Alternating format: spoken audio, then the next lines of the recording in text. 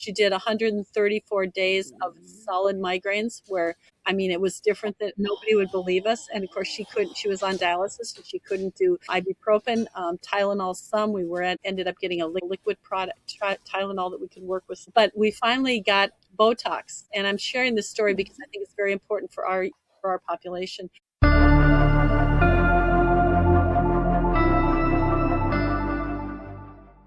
Welcome to another episode of Living with FASD, and we have a little bit of a different format today. Dr. Jerrod Brown is back with us again with a topic that he really wanted to bring to the table because, well, I don't know. We'll have to ask him what made him think of this topic, but he couldn't find anything on it. So being the wonderful scholar that he is and researcher, he came back to the table with a lot of content for us. And so he made a PowerPoint. And so we're all going to sit together.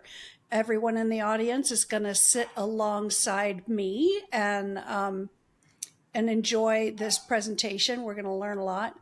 Please email your questions if Jodee and I don't come up with questions. But as you all know, Jerrod is absolutely number one in terms of theory and latest research and science. And I'm all about the practicality, but my dear friend and sister Jodee can bring us both because her daughter with FASD had chronic migraines from a very early age. So she's really going to make it real for us all. And I'm very excited. Jerrod and Jodee, welcome back to the mic. So good to have the two of you together. This is going to be a lot of fun. Thanks, Patti. Thank you, Jodee. Thanks for being willing to be part of this. Yeah, I'm hoping this is very enlightening and educational. And that's why I put together the slides so we can kind of make it visual, because this is a complicated topic, no doubt about it. Yeah. So, Jerrod, what made you say, oh, let's do an episode on migraines? I've been doing a lot of work in this area lately in the last few years, not just on FASD, but on autism, ADHD, brain injuries, trauma, attachment, and just completed another master's degree last year in applied clinical nutrition.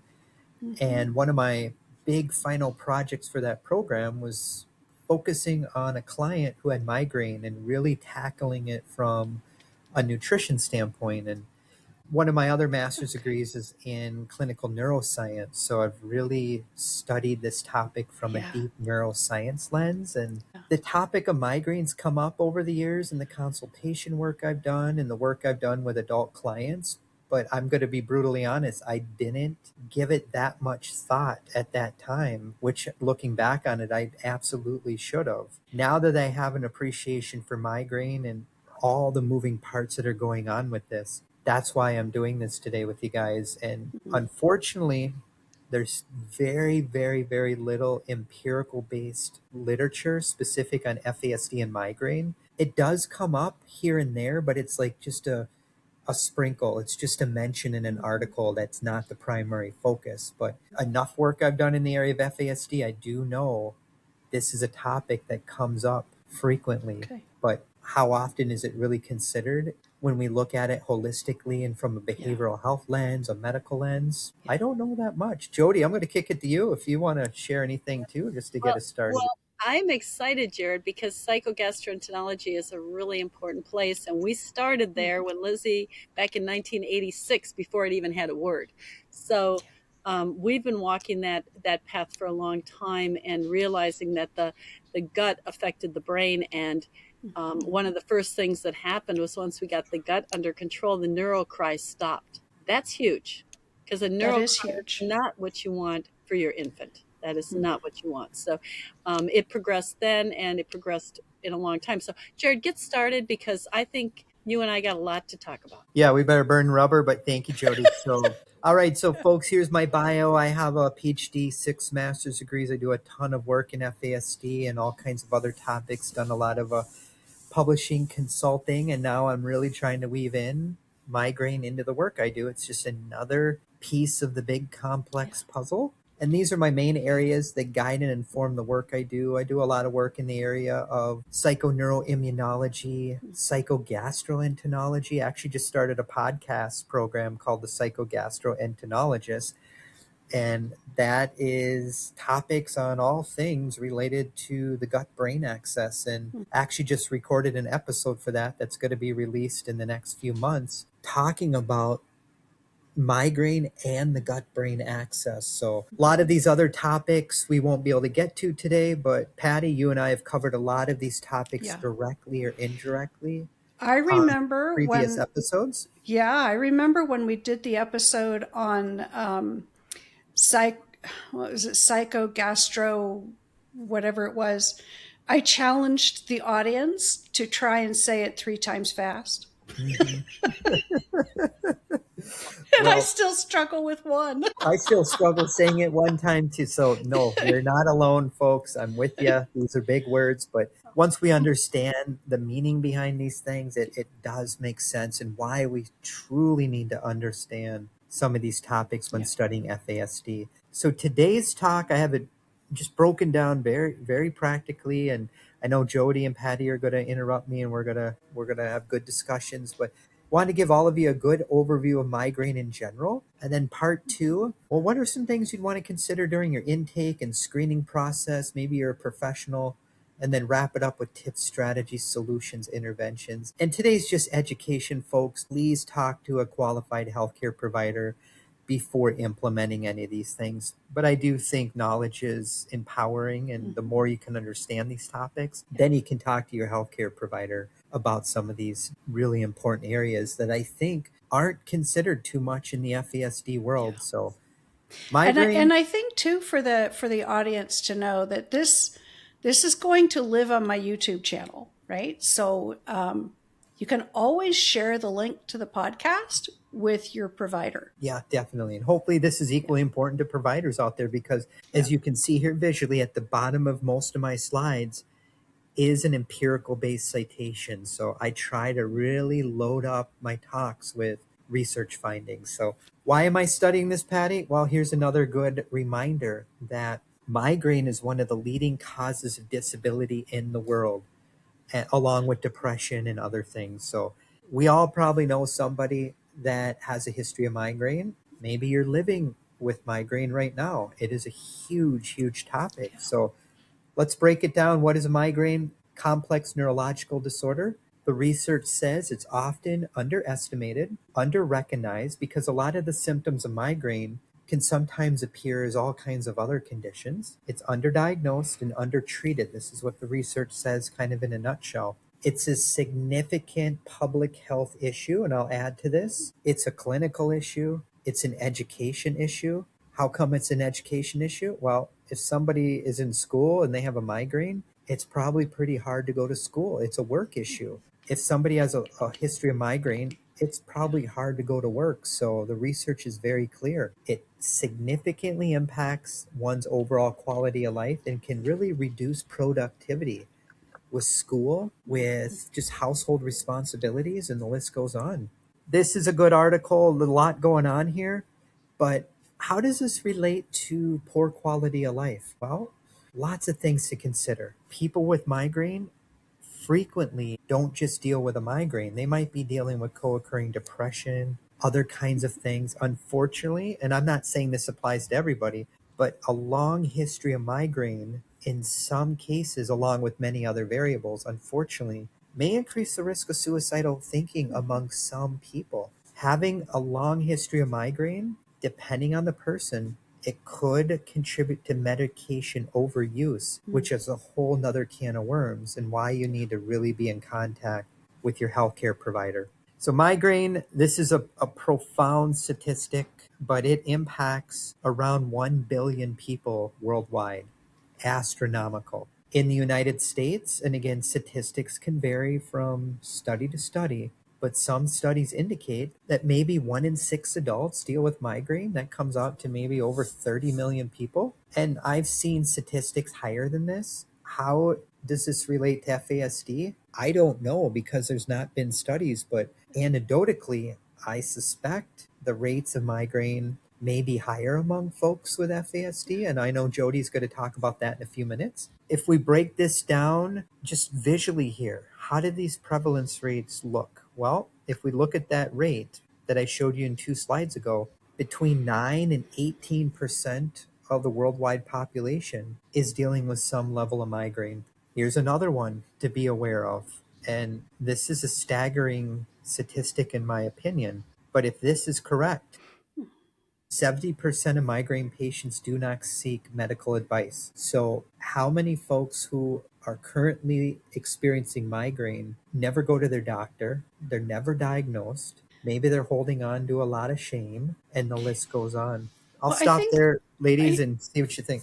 yeah, I think that that doesn't surprise me because the temptation to minimize it is all over the place, right? There's all these serious things we could go to the doctor for, and why would we want to go to the inconvenience and expense only to be told it's just a bad headache? Well, and that's what happened to us, right? Yeah. For Liz, I think the first thing that we came into was she had a neurocry, which was definitely an infant in pain. And when we finally got the formula correct, which was very different than any other kid's formula, and took a number of months to get it happen, she settled down. So once we got all the pieces of her stomach working, we had pretty good results up until grade school, and then grade school triggered another bout of it, and then we worked with someone else that worked with us and helped us again with gastro, and then she had other gastro, very sensitive stomach, very, very sensitive all the way through. And then we went to, until she got out of her adult transition and had gone through a feeding program and ended up with headaches again from the what they were feeding, because they were trying to refeed her to get her weight up. The headaches returned, and they returned then with tooth issues and trigeminal neuralgia, which is not something you want at all. That's like a migraine times 10. And the results were because she had an addictions background, they did not want to provide any opioids or ketamine, and so what they said was, you need to take ibuprofen. And they would say, well, just take some ibuprofen, you'll be fine, unless you've actually felt one of these. And I get them when I'm working outside in a competition, and I'm focusing very carefully and I'm using my eyes very strongly, then I can get one of these, and I know what triggers it. I know how to prevent it, but I also know that you cannot even sit in the shower because the shower hurts, and Yeah. you can't eat until it goes away. And there's nothing that takes the edge off when it's at that level. No. So we walked that path up until the very very last, until she walked to the ambulance and collapsed on her last day of her life. We walked that path for 38 years. Yeah. Jodee, looking back, does it seem that every time she had issues with migraine, there was gut involvement? Yes, there was. Wow. And then eventually different other things. Now in grade school, part of it was the school lunch meals, which were different than the home meals because we had isolated our thing. And then there were fluorescent lights also. So there was just a number of things that triggered it: scents, smells, chaos, all the kind of thing that happens in school. But yes, it was definitely, and I could do it with myself. If I'm going to be doing that kind of thing, I protect myself with the right food, the right hydration, and I can't even do it all the time. So I do. I know another one of my guests has migraines triggered by perfume. Can happen with peppermint. And peppermint is one of the oils you use on the back of the brainstem or the head or the temples to actually help it. So yes, it can. Everybody's different. Everyone. Yep, definitely. Thank you. So, definitions of a migraine: it's a recurrent headache disorder. It's definitely different than a headache. We've all had headaches. Not everybody's had a migraine. Migraine is much more severe, more neurological based.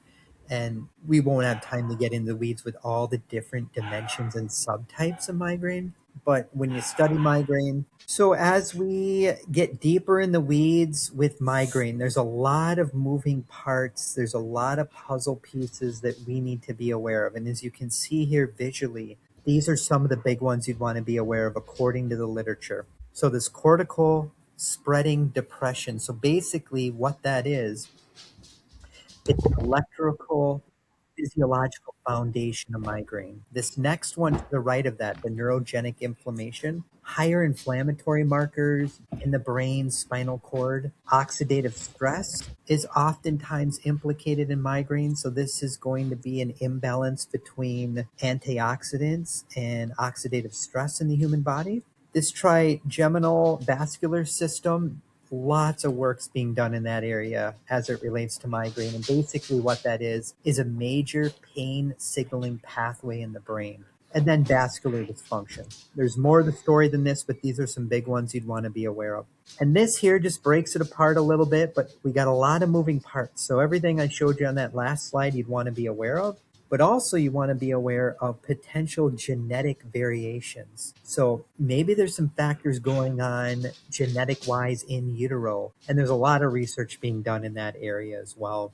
And when you are studying migraines, the majority of folks that have true migraines are going to be also dealing with some level of co-occurring either physical or mental health challenges. It's not going to be in 100% of the cases, but some research indicates that a very good chunk of folks, we need to be aware of those comorbidities. Could migraine increase comorbidities? Yes. Could comorbidities increase migraines? Definitely. Some of the common comorbidities noted in this literature, higher rates of depression, anxiety. If somebody has fibromyalgia, the research says they might have higher rates of migraine. Sleep issues, very common. Poor sleep is a trigger for migraine.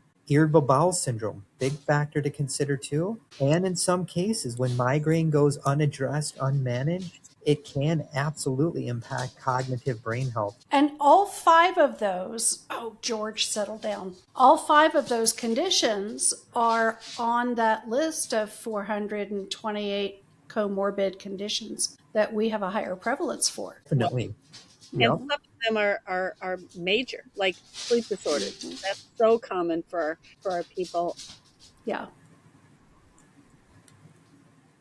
Here's some other comorbidities that have been noted to be higher among folks with migraine. So people that are dealing with true post-traumatic stress disorder. Rates of migraine are definitely higher in that population, but I'm not saying everybody with PTSD is going to have migraines. But as you can see here, a lot of potential comorbidities we need to be aware of. And I do want to stress, none of this research is FASD specific because there isn't really too much FASD specific migraine literature. So we need to learn from other research bases. You will pave the way, Jerrod. Well, I hope whoever's listening to this, we all pave the way. So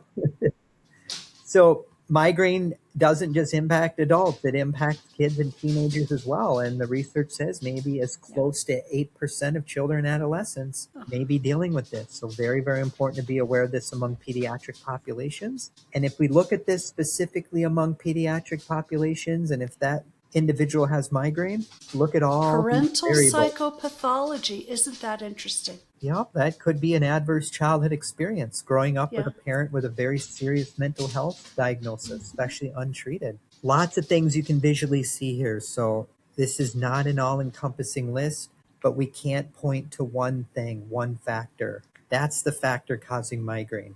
Typically, it's a big puzzle and a lot of moving parts. What about during pregnancy? Well, migraine during pregnancy may be a risk factor for poor birth outcomes in and of itself. So this is not FASD specific, but we need to take this into account during the pregnancy process. So mom having a migraine during pregnancy will affect the baby? It may. I'm not like one migraine the whole pregnancy, but if she's dealing with tons of migraine during pregnancy, of course that can impact prenatal development and the birth outcomes because mom's under such stress and hormones are fluctuating, all kinds of stuff.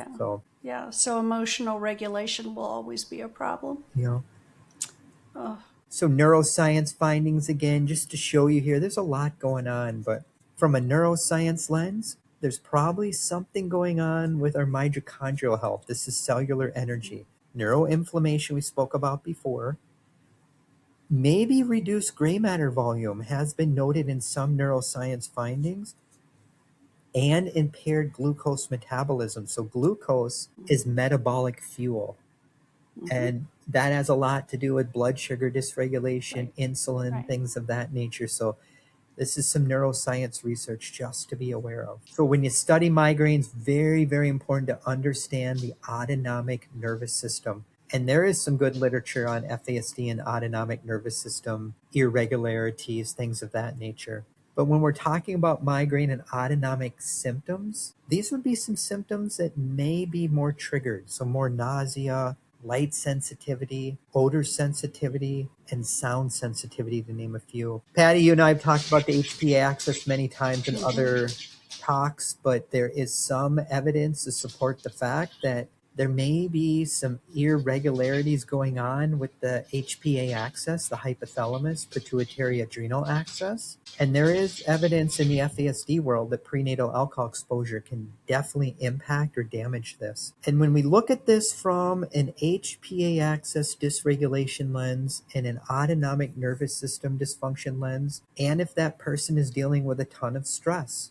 what can happen? Maybe migraines, digestive health problems, more dizziness, panic attacks, and a lot of times all of these can co-occur depending on the individual. Metabolic dysregulation, so important. So metabolic imbalances, glucose issues, problems with insulin, cholesterol issues, blood pressure problems. So very important to work with healthcare providers. And we talked about this briefly before, but plenty of evidence does support the fact that the gut-brain axis may play a role in migraine. So if somebody's dealing with migraine, probably not a bad idea to work with a specialist in really looking at gut microbiota issues, digestive health problems. And if you look at migraine and GI issues collectively, more nausea has been reported, diarrhea, vomiting, CVS, IBS, and the list goes on. What about traumatic brain injuries? Now, FASD is not a traumatic brain injury, but FASD is a type of prenatal injury. So when we look at this specifically just with a traumatic brain injury, higher rates of migraine have been reported.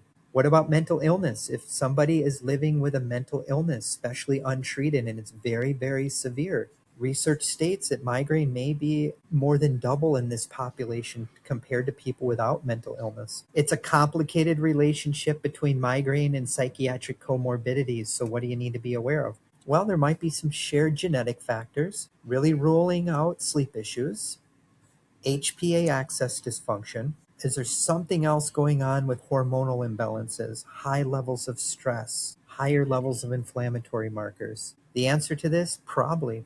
What about neurodevelopmental disorders? Now, in the migraine literature, there's some articles that do talk about this within the context of other neurodevelopmental disorders. FASD is one neurodevelopmental disorder. ADHD is a neurodevelopmental disorder. There are a good handful of studies that have really dug into ADHD and migraine, and we do know that ADHD is one of the most common comorbidities associated with FASD.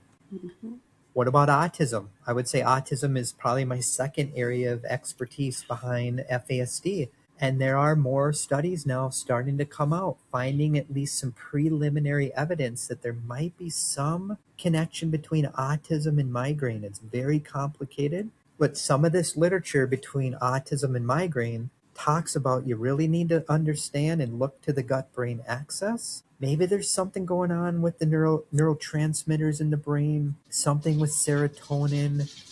Maybe there's something going on with the immune system, neuroinflammation, and some genetic markers. So we don't know the true causes of migraine among people with autism, but as you can see here, a lot of moving parts. This is one of just a few articles that does briefly talk about prenatal alcohol exposure may increase the risk of headaches, as well as prenatal tobacco use exposure. We all know what FASD is. Obviously, if you're listening to this podcast, you have a very good understanding of fetal alcohol spectrum disorder. And we know that comorbidities are very, very common. And in this literature, it does, again, just briefly mention migraine could be one of the many comorbidities that you'd want to be aware of associated with FASD. Ladies, I'll pass it back to you. That was a very quick overview of migraine. Yeah. So, Jerrod, wonderful. Thank you. Thank you. Where do I go and take this?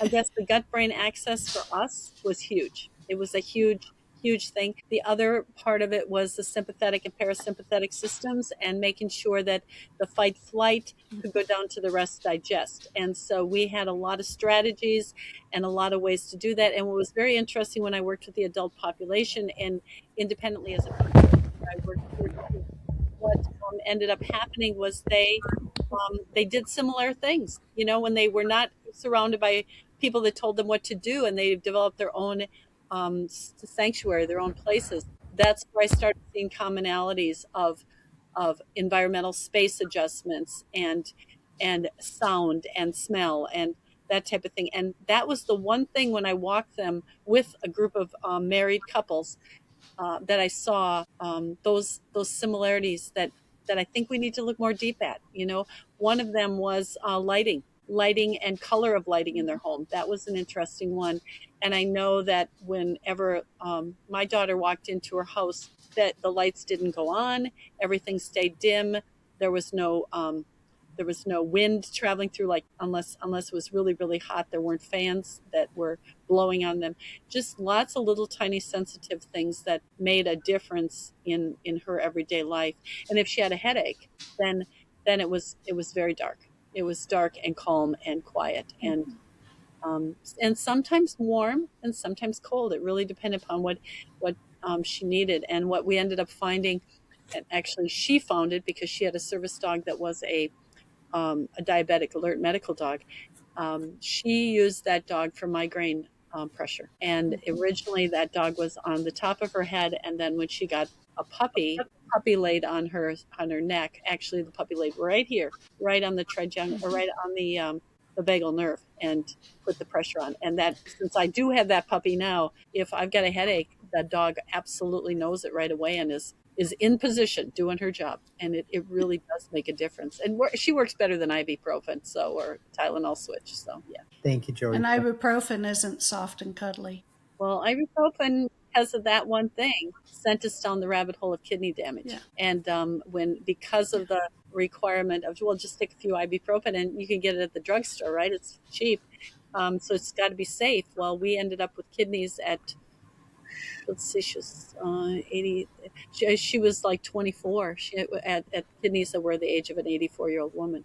Now, Oh, when she quit doing the ibuprofen and didn't use them, and we used reflexology and a lot of massage and oils and all kinds of other stuff, right? Because we had to switch, right? And we went then back right to the gastroenterology stuff that we'd done when she was a child. That was able to then mitigate that. And guess what? Her kidneys repaired at that point, but there was already an acute onslaught on them. So, yeah. and that was triggered by probably the development in the womb prenatally, but it was also adjunct when we put in the ibuprofen, which is not good for kidneys. Well, I'll jump into this next section. Thank you, ladies. So Thank you. I'm a big fan of the biopsychosocial model, and I think this model can be applied to every topic, and it is supported in the migraine literature. So biopsychosocial model, holistic, integrative, it really looks at the interplay between biology, psychology, and social factors, amongst many other things.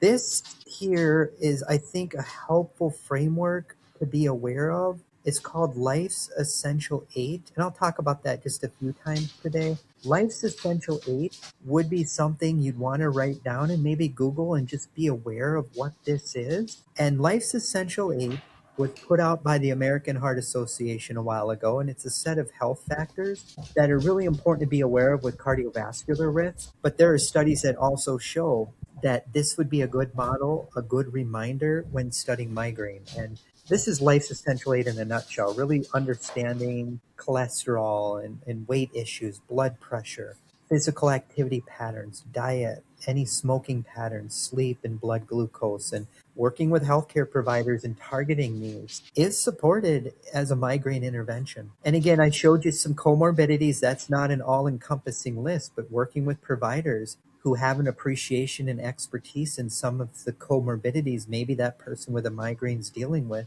is very important as part of a holistic intervention plan. There's a million triggers for migraine. Everybody's different. These are some of the common triggers talked about in the literature. Bright lights, lots of stress, certain odors, loud noises, over-exercising, alcohol, smoking, quitting caffeine, using too much caffeine, and meal skipping. Again, everybody's different. Not everyone is going to have these triggers. Interestingly, we know this, Patti, you and I have talked about this many times, but we know everybody with FASD has executive function impairment. Interestingly, just in the migraine research literature by itself, experiencing migraines can adversely impact executive function capabilities. Wow. I was just saying, wow. Yeah. For that to cause executive function difficulties, I know in the moment, right? But one would hope that that's just temporal. But Yeah, I don't think it's going to be. We all probably deal with executive function impairment on some level. Like if you're chronically sleep deprived, you haven't slept in a couple nights, that's going to erode your executive function. But then after you get a good night's sleep, it's probably going to make it better. That's different than talking about prenatal alcohol exposure. We're talking damage to the brain. Right. So definitely different ballgame. Anytime you study migraine, learn about early childhood trauma. I'm not saying everybody in adulthood who's had deals with migraines had childhood trauma, but a lot of people have dealt with a lot of childhood trauma may deal with migraine later on in life. So really understanding and appreciating the adverse childhood experiences research is going to be very helpful. And we know that adverse childhood experiences, or ACEs, is part and parcel of the background of kids with FASD. Huge. Yeah. Big time. Yep. So that's so important. Another piece of this puzzle is early childhood trauma. Other factors to be aware of if we're looking at this holistically: level of stress going on. How does the person cope? Do they have really poor coping skills? What's their social support like? And even fractured attachment patterns, which are very common among people with FASD. That could be another piece of this puzzle. Excessive screen time exposure can trigger headaches and migraine for some people. So in an ideal world, we're reducing screen time exposure. We're staying off the screen an hour or two before bedtime. Does that happen in this world? Probably not too often. What about alexithymia? That does come up in this literature. This is a topic I talk about a lot. This is when somebody struggles with naming, labeling, and making sense of emotions. Emotional awareness problems may be a trigger for migraine. Screening for sleep issues, getting sleep under control. Sleep's number one to health, in my opinion. I know some people may disagree, but the more we can capitalize in getting a good night's sleep, it just makes everything better, including it's recommended as an intervention. And I would refer the audience back to recordings, Jerrod, that you and I did back in season 1. I think they came out at Christmas time in 2022. I think we did a 2-part series, if I remember right. Yeah, it was Christmas Day, and then right after, so is when they aired. Was it 22? No, it couldn't have been that long ago, but 2023 maybe. But yeah, it was the first season at Christmas time. It's 2 weeks in a row, 2 episodes in a row. Another variable is stigma, and there's a lot of stigma around migraine, and there's a lot of stigma around a lot of topics, but if that person's dealing with stigma, that's a stressor, that's a trauma, so that's a big variable to consider. Other triggers here, we need to be aware of diet. Work with a dietitian and nutritionist. I'm not giving any medical nutrition advice today, but the research says MSG could be a factor, alcohol use, dehydration, having lots of nitrates, and even aspartame could be dietary triggers for a migraine. Food insecurity, alive and well in this country, very sad stuff, but dealing with food insecurity may be associated with higher rates of migraine. Why is food insecurity maybe a potential migraine trigger? Well, people that deal with food insecurity, more stress, typically don't eat healthy foods, and they may skip meals more often, where it throws off their glucose insulin levels. Here's another variable we don't think about. Maybe someone lives in a home and there's a lot of mold exposure inside the house. Maybe they live in a really old house and there's been a lot of water damage over the years. Well, indoor toxic mold exposure could be a factor in migraine, amongst many other things as Yeah. well. We need to be aware that migraine just doesn't impact the individual. We need to look at it as a family system issue because it's stressful, it's scary, it's traumatic for the entire family system. Jodee, I'm sure you have plenty to say about that from the family system lens. Please take it away, my friend. Let me unmute. Yeah, I think what we have to realize is that this is real.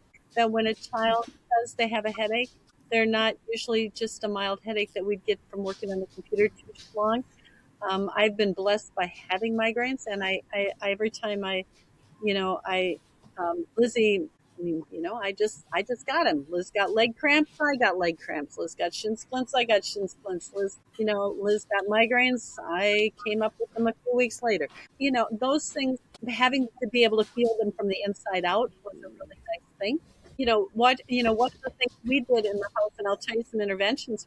We got rid of all our fluorescent lights, and we use full spectrum fluorescent lighting, which is plant lighting. And LEDs caused her the same kind of problem. And this is, I think she's coming out here right now. Hang on, I'll show you. This is the migraine dog, and she started very small, about the size of my hand, because she was born in Liz's house, and so she just adapted to Liz's needs, Yeah. and she's very good at it. She's very, very good at it. I'd be usually very cautious of any kind of medications. Aspartame Yeah. was one of the things that gave Liz, triggered migraines for Liz. Um, they MSG triggered migraines for Liz. Anything that set new medication triggered migraines for Liz, which was something the medical field did not want to believe. Um, Yeah. and constipation triggered migraines for Liz, and constipation is another area that can also cause, it works the kidney, right? So I mean, whenever you're Yeah. screening, it does more than just be difficult. It affects. And it's another issue that is very common in the FASD population. It's very common, and it gets more common. Dialysis triggered a migraine that we had never seen before, similar to the trigeminal neuralgia migraines, but that was more like here. And this was more from the brainstem up to the top of the head and on the sides. It just kind of radiated from the brainstem all the way around the whole head. That was very different, and no one believed her. And they didn't believe her for 4 years. She did 134 days of solid migraines where, I mean, it was different, that nobody would believe us. And of course, she was on dialysis, and she couldn't do ibuprofen, Tylenol. Ended up getting a liquid product, Tylenol, that we could work with some. But we finally got Botox, and I'm sharing this story because I think it's very important for our population. They recommended Botox because they thought it was tension headaches, that she was anxious and was having tension headaches. So she did Botox for 3.5 years. So she's on, My cousin did the Botox treatments. and it took a little bit of edge off, but it did not take the migraines away. Yeah. It did not take the after dialysis headaches away. They were still there. Yeah. Tolerable, but she had a very high pain threshold, a very intense threshold if you scratched her or touched her lightly, a very high pain threshold if she had a deep gash or wound and needed stitches. Like, who cares, right? So, different kind of pain, almost a paradoxical pain effect.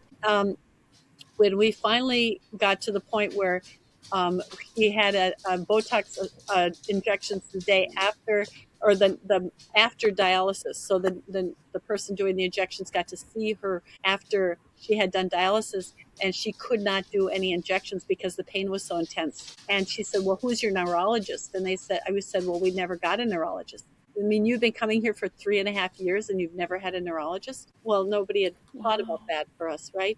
Because the original headaches, part of the headaches as an adult, also came with a high magnesium, which didn't go through her kidneys correctly and damaged her kidneys from stage 3 to stage 4, and put her in sleep dialysis or sleep paralysis for 20 minutes. And because there was no box to check that in, she was diagnosed with conversion disorder. That sent her medical file from physiology and neurology into psychology. And that then was looked at from 2019 until she died of a brain bleed. Jodee, Yeah, That's thank you. tragic. it's It's real. very traumatic. Yeah. all that stuff. So this last section is all about tips, strategies, solutions, interventions, and again, talk to your healthcare provider. And this is not FASD specific because there's no articles that have ever been published on FASD specific migraine interventions, but lifestyle medicine approaches are supported in the literature for the management of migraines. And lifestyle medicine, just it's very common sense, but really capitalizing, getting better sleep, exercising, but you got to be careful. Too much exercise, not enough, can be that tricky balance. Managing stress, eating healthier foods, but really setting up the dietary plan with a qualified professional, avoiding alcohol, smoking, and then supporting healthy relationships. I think it's important too, and it's supported in the literature, really have that trauma-informed care lens, especially if you're working with somebody with FASD, because there's a lot of trauma. We know there's prenatal trauma for sure from the alcohol exposure, but a lot of people who have FASD were not raised by birth parents. That's a trauma. There's attachment problems, so really want to be trauma informed. Understand attachment theory and utilize attachment-based approaches. That can be helpful and is supported in the migraine literature. Having a good understanding of the neuroscience aspects associated with migraine, and also having an appreciation for what is neuroscience education therapy. Working with like pain specialists who have training in that area may be another fruitful area to dig into. Other interventions here. How, excuse me, Jerrod, for a minute. How would someone find a specialist Probably in through that? Google searching, honestly. Okay. And you might not come up with that term, but that is a term used in the literature. And a lot of times it's around involved in the pain science world. So working with a pain specialist, you might get lucky and find some pain specialists that have some expertise in that. That So that would be calling your local pain specialty clinic and asking if any of the providers that they have this particular background. Or some training in it, or through Google searching and stuff like that. There'll be some people you can probably find online. How many of them know FASD? I doubt that many, but Yeah. basically this kind of pain neuroscience education approach is more of a therapeutic tool, a resource, and approach. So in an that ideal world, we'd all get training on this because it can be helpful to just understand these things at a deeper neuroscience level. right. That was the hugest specialist we got. I mean, obviously, we needed the kidney specialist and the endocrinologist for diabetes, T1 diabetes, and all that. But when finally somebody believed that she needed a pain specialist, and he looked at, he had a whole package of things, and he respected compounding pharmacy, meaning if it didn't go through her gut, it could go through a different avenue, and we could work through it. And if we needed to make it into a lotion, we could make it into a lotion, or we could make it into a sucker. I mean, it really sublingual or injection. And we used all of those. Well, okay, we didn't use suckers, but we did use lozenges. So, yeah, that they and some medications that would not work or tolerate in her stomach would tolerate in a different route. And that's what the pain specialists really, really looked at, in addition to adjunct medicines, like cranial sacral and acupuncture and reflexology and just a lot, and aromatherapies, and just some huge things that were not in the normal and functional medicine. We really worked on that. Yeah. Thank you. Other interventions, anything you can do to enhance the person's healthy coping strategies. Really work with the nutrition dietitian and other providers, really understanding the triggers, food triggers, environmental triggers, family triggers, and then learning those healthy lifestyle practices that are good for anybody. I think I just learned a new word. Migraineurs. Yeah. In an ideal world, every mental health provider would have some training in migraine because they can play a role in migraine management, not from the medical lens, but from the behavioral health lens. And one of the reasons is cognitive behavioral therapy can be effective for some people with migraine. Now, how effective is cognitive behavioral therapy for someone with FASD? Probably not that effective unless CBT approaches have been tweaked and modified to take into account the FASD brain. I'm not advocating to go out and eat the Mediterranean diet, but it is the healthiest diet on the planet according to research. Work with a nutrition professional, but eating the Mediterranean diet is a good way to combat migraines. Will it be 100%? Probably not. Anything we can do to manage blood sugar levels, not spiking it, not crashing it, that's a component of migraine management. If you were to work with an exercise specialist and they had expertise in migraine, there's plenty of literature that talks about exercise prescription for migraine. And it's got to be a fine balance, because too much exercise can definitely throw off glucose levels, but yoga can be pretty helpful. Tai chi, Yeah. relaxation training. Art therapy can be great. If you're art therapist, there's literature to guide you on this, but art therapy can be helpful and play a role in migraine management. Self-management approaches are very helpful for many kinds of chronic conditions, and this is just one article of many that talks about the use of this intervention through a digital kind of means. So telehealth approaches can be very effective as well. Here's a good study that talked about a 1-day acceptance and commitment training kind of program. And this is a good reminder that there are things we can do that to help this get better in the short term as well. So a lot of different avenues, and there's many interventions out there.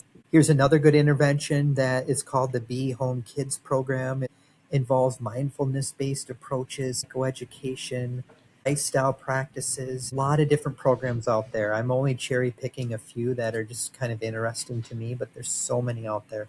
And mobile health apps, again, there's all kinds of telehealth tools, but there's also mobile health apps that may be helpful for some patients with migraine. Again, talk to the healthcare provider. That was a very quick overview, I know, but we did cover a lot of ground today. We did. Planted the seeds that there's a lot to think about, Yeah. but there's also a lot we can do. And that call to action, that we need more research for this topic as well in the FASD world. Here's my email address, folks. Ladies, I'll pass it back to you. Jodee, you have anything for what helped Liz? Just sounds like diet and dog. You're on mute. All right. Yeah, it was diet and dog. That's true. And birds, the birds were there. It was lighting. It was environment. It was being able to de-stress. It was massage. It was not avoiding aspartame and MSG, keeping your blood sugar at an even level, which is not always easy. No. And then there was nothing we could do with the dialysis unless they did a sodium profile. And if they forgot the sodium profile, we were going to have a headache for 3 days, So, and then since you dialyze at least every other day or every 2 days with your break, that was not enough time to clear the headache before she had to step back into it. So, yeah, and is it going to be behavioral? Here's what we realized. I'm going to say this last because if someone's on dialysis, I want it to be spoken out. At hour 2, she said it was like bleach going into her system and right up into her brain. And the reason I say that is that her blood pressure went up at that point and her headache came on. And so the headache came on at a very severe level. And what would a person with FASD do? What would any of us do? We would react. Right. And the react was then immediately tagged as behavior and bad behavior instead of what they found out at the very end, which was it was neurological inflammation and severe pressure on the brain. Yeah. You mentioned something right before we started recording about the pressure of the spinal fluid. Yeah, when they look at people that are having strokes, or especially with extreme high blood pressure, you may get a CT scan, you may get an MRI, you may get a lumbar spine tap. They spinal tapped her the first time to get fluid, but they didn't score the pressure that came out. And I wish they would have, because we could have maybe saved 2 years of severe headaches. But the second time they did it, they because they couldn't get it with the blood pressure, everything was just going crazy, and it scored at 38, and so they put in a temporary shunt and did continuous dialysis for 10 days, 14 days, and because normal pressure is 5 to 10. I mean, that's yeah, it could go to 15, but if 15 is going to give you a headache. So she was. So when they finally moved from now they put in a temporary shunt so they could measure the intracranial fluid. And when they did that, they moved her from, because everything went, she had no headaches. She was doing dialysis 24/7. all the time. Her kidneys started functioning better. I mean, just a lot of things. That's not physically possible in dialysis, right? Because that Right. clears 10%. This was functioning Yeah. much more like a regular kidney. And then they put in a temporary shunt because they were curious what happens, because we're going to put her back on hemodialysis and see what happens. As soon as she hit hour 2, her blood pressure spiked and her cranial pressure hit 40. 40. She wasn't lying ever. She was Yeah. not, she was not misbehaving. She was acting in a way that was survival. Yeah. Yeah. And I think the most tragic thing is that, as a patient, to not be believed, because most people's experience with headache is so much milder Oh. that, who could believe that there's this much fallout from a headache? It must be psychosomatic. Most of us have had a caffeine headache. I mean, a lot of people. And we know what it's caused from. And it's like, if you stop drinking coffee, it happens, or tea. And I can tell you that if I'm working outside doing the job I used to do, and it's very intense, that if I got a migraine on that day, there was no comparison to a caffeine headache and the headache I had. And again, and that gave me the grace as a parent to really say, wow, we've got to figure this out for this kid, because this is Yeah. it's a big deal. Well, that's why Excedrin works for so many people for Sure. headaches, because of the caffeine. Sure. It's a mix of Tylenol, Advil, and caffeine. Yeah. Well, if you're on dialysis, you can't use it, But there was a lot of things. Right. Yeah, it just kept, it was a Right. cascade. So, Jerrod, I just thank you for digging into this. If you want to hear more about migraines, and Liz, Iridescent Spoon will be coming out, which is her final book, and it's a medical journey. And it really tells you from birth to the last breath she took, all the story arcs that we discovered, and we didn't know what they were until the end. Yeah, and I'm honored to be part of your editorial team on Iridescent Spoon. And it is so touching and so moving. Yeah, I can't wait for this book to come out, Jodee. And there's a lot of migraine in there. Yeah. Yeah. Jodee, thank you for doing this with me. And Patti, thank you for having me back. And Thank you, Jerrod. Always. reach out if you have questions. And yeah, we'll talk again sometime. Happy to do it. Alrighty. Thank you. All right. We'll see you guys next time on Living with FASD. I am so glad that you tuned in to today's candid conversation, and I hope you found it very valuable in adding to the breadth and depth of your knowledge about fetal alcohol spectrum disorders. I also hope we made you laugh along the way. I'm so honored to bring you these candid conversations week by week, and I'm so grateful that you keep coming back. You are my faithful audience, and I'm so grateful for you. Please reach out to me at livingwithfasdpodcast@gmail.com. If you have suggestions on topics you want me to cover, that you want maybe to learn more about, or guests that you think would be excellent to invite to be on the show, I'm always happy to get your suggestions. And I'm also happy to hear if any of these episodes have touched your life. Please share your story with me. You never know, I might invite you to come on the show.